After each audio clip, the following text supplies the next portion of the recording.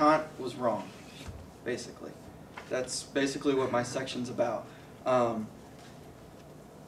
Using Lear, Castelli wants to show that Kant was oversimplifying human nature, who we are, and oversimplifying the relationship between reason and emotion. Obviously, Kant thought that we could distinguish between reason and emotion, and that we should do that in order to reason about the world purely. Leary's response to Kant is that we actually cannot, in fact, distinguish between what we typically think of as reason and what we typically think of as emotion. And he goes about this a couple of ways. First, he says, you know, look, if we think about the way we live our lives, there are certain bodily responses that we have that we would normally think are totally separate from reason that actually have a basis in our rational thought. You know, we get nervous, we sweat, we have feelings of sad emotions or whatever, we might cry, and that's an obvious connection between our mental life and our bodily physical life. But he also says that it goes a little bit deeper than that, because according to Lear, our rational thought is possible because of the emotions that we have. And I found that a little difficult to understand at first, but if I think about it this way, I think it's a little bit easier.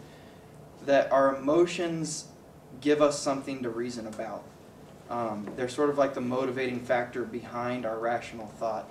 And even if we did have a world where we had, you know, countless statistics and numbers or whatever to reason about, without some sort of subjective value system, that reasoning wouldn't mean anything.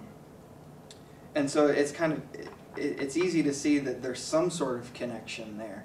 But to understand what that connection actually is, Lear goes into a little bit more detail, and he says that the mental reasoning, the things that we usually think of as rational thought, actually develops out of what he calls archaic thought, what Dr. Arthurs calls incipient understanding, and what we feel as emotion. And he says that that's really a process of interpretation. We feel an emotion, and that sets us on this sort of task of evaluating what's inside that emotion, why that emotion occurred, and what it means.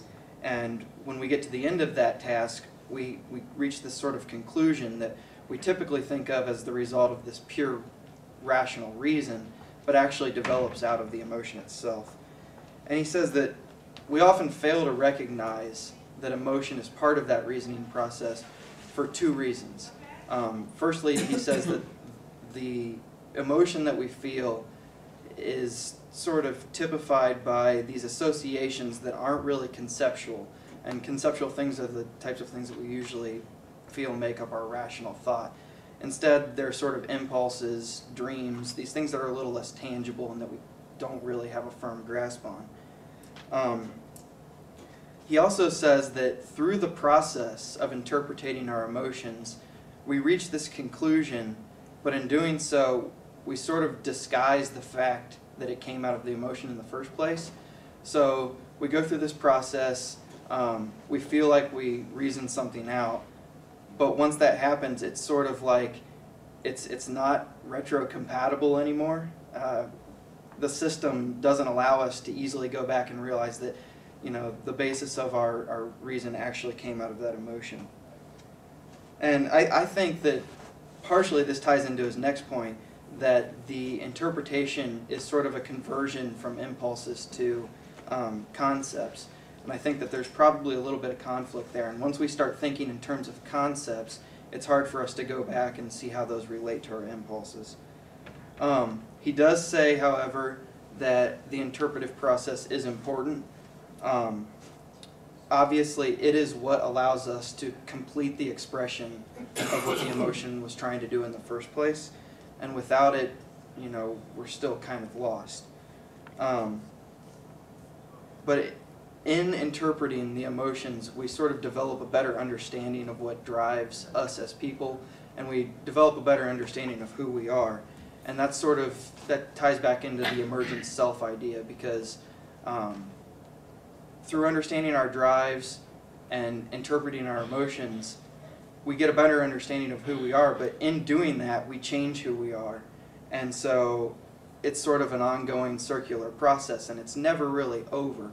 The more you interpret something, the more you understand, but that understanding leads to more emotions, which leads to another interpretation, and so on. That's the basis of his argument.